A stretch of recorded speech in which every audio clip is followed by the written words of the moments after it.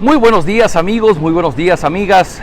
Pues miren, uno de los propósitos de estos videos es no solamente hablar a los cristianos tenemos muchas oportunidades de aprender de la Biblia a través de la iglesia y a través de los grupos de estudio que tenemos, pero aquellos que no son cristianos, que tienen pocas oportunidades de escuchar del texto bíblico, quisiera que este video pudiera llegar hasta ustedes, porque seguramente les ha costado trabajo cuando de repente son invitados a alguna reunión de iglesia en la que suceden cosas raras. Inclusive hoy día en televisión vemos que en algunas iglesias son de las que se tiran para atrás, de los que se caen, de los que se revuelcan, de los que hablan raro.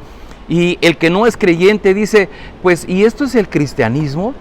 Y es que la verdad de las cosas es que nosotros, los cristianos, siendo seres humanos imperfectos y con muchas debilidades y cometiendo muchos errores, a veces lo más hermoso del evangelio lo convertimos en cosas que acaban siendo un desastre. Y Pablo está hablando a la iglesia de Corinto hacia el final del capítulo 14. Todo el capítulo 14 Pablo lo ha ocupado para decir, está bien que hablen en lenguas, y yo también quisiera que todos hablaran en lenguas como yo, pero Pablo sigue dando reglas y dice, primero enfóquense en que lo que hacemos lo hacemos con el entendimiento. No se trata de hacer cosas por emoción, por sentimiento, sino con el entendimiento. Y la otra, tenemos que cuidar que cualquier persona nueva que llegue a la iglesia pueda unirse a la adoración a nuestro Dios. Y estamos leyendo hacia la última parte del capítulo 14, versículo 26, y dice, en resumen, hermanos, cuando ustedes se reúnan, unos pueden cantar salmos, otros pueden enseñar o comunicar lo que Dios les haya revelado, o hablar en lenguas extrañas o interpretarlas, pero que todo sea para edificación mutua. Todo sea para edificación mutua. Por eso es que algunas iglesias, particularmente como Península Viva, preferimos omitir las partes que no sabemos cómo van a salir en el programa. Hay iglesias donde abren su programa y va a suceder lo que ellos consideran que deba suceder por influencia del Espíritu Santo. Nosotros creemos al estilo del apóstol Pablo que todo lo que hacemos tiene que ser bajo un orden, ya sea que cantemos, ya sea que oremos, ya sea que hablemos de la palabra. Dice versículo 27, y cuando se hablen lenguas extrañas, que lo hagan dos o tres personas cuando más, y por turno. Además, alguien debe interpretar esas lenguas. Pero si no hay nadie que pueda interpretarlas, que estos no hablen en lenguas delante de toda la comunidad, sino en privado y para Dios. Y esa es una primera objeción que encontramos a veces con las iglesias de este tiempo, en que usted va a la reunión dominical y todo el mundo se suelta hablando, creen ellos en lenguas, pero no hay quien interprete. Y dice Pablo, es que yo prefiero que cuando lo hagan, que sean dos, máximo tres personas y en orden, por turno, y que haya alguien que interprete lo que el hermano está diciendo. Dice, pero si no hay nadie que pueda interpretarlas, es mejor que no hablen en público, sino que vayan y lo hagan en privado. ¿Por qué? Porque no va a ser de edificación para la comunidad. Sabios consejos del apóstol Pablo, porque la iglesia de Corinto se había vuelto un verdadero disturbio en el momento de la adoración. Mucho ruido, todos hablaban, unos en lenguas, otros cantaban, otros oraban. Y dice Pablo, es que todo lo que hagan tiene que ser en orden. Así que usted, querido amigo, querida amiga, cuando vaya a visitar una iglesia, pues va a tener que escoger una iglesia en la que usted considere que están haciendo todo, como dice el apóstol Pablo, en orden. En usted puede entender desde el principio hasta el fin lo que sucede en la reunión y usted sale edificado. No es que salga apantallado o impresionado por lo que vio y diga, oh, es que pasó esto, pasó lo otro. No. El evangelio no es lo extraordinario de los eventos que suceden en los milagros o las sanidades. El evangelio es predicar a Cristo crucificado, que es quien nos reconcilia con Dios, quien nos da la posibilidad de pertenecer a su familia. Y había otro hecho más. Al parecer en la iglesia no explica claramente Pablo, pero había un problema con algunas mujeres. ¿Se acuerda que anteriormente Pablo explicó una cadena de mando? Y decía, bueno, es que el Señor Jesucristo estaba bajo la autoridad del Padre, y el varón está bajo la autoridad de Cristo, y la mujer estaba bajo la autoridad del hombre. Es una cuestión de organización, no de dar menos o más valor a las personas. Y Pablo dice a partir del versículo 34, las mujeres deben guardar silencio en las reuniones de la iglesia, pero no les está permitido hablar, deben estar sometidas a sus esposos como manda la ley.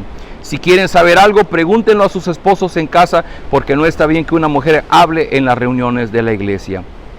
Tengan presente que la palabra de Dios no comenzó en ustedes, ni ustedes son los únicos que la han recibido. Si alguien se cree profeta o está inspirado por el Espíritu, reconocerá que esto que les estoy escribiendo es un mandato del Señor. Y Pablo da una palabra respecto de las damas de la iglesia. Tenemos alguna idea de lo que estaba sucediendo, pero Pablo dice muy concretamente, al parecer había mujeres que de repente se levantaban y querían liderear, querían organizar, querían mandar inclusive sobre los hombres. Y Pablo dice, esto no debe ser así, que las mujeres se mantengan en silencio y que se sometan a la autoridad de su esposo. Bueno, pero nos quedan muchas interrogantes. ¿Qué pasa con aquellas damas que van a la iglesia y que no llevan esposo, que no tienen esposo? Por lo tanto, veamos el contenido de lo que Pablo está diciendo. Pablo sigue insistiendo en el sometimiento a la autoridad. Seamos hombres, seamos mujeres, tenemos una autoridad sobre nuestra cabeza. Y lo que Pablo está buscando es que en la iglesia permanezca ese orden, que no haya la opinión de unos sobre otros, que brinquemos la autoridad que Dios ha puesto en la iglesia. Y así como Dios ha puesto líderes en la iglesia, se espera que las personas que se congregan se sujeten a la autoridad de esa iglesia. Y dentro del liderazgo, Dios ha establecido que sean los varones quien lo haga, y entonces las damas se someten a la autoridad de los varones.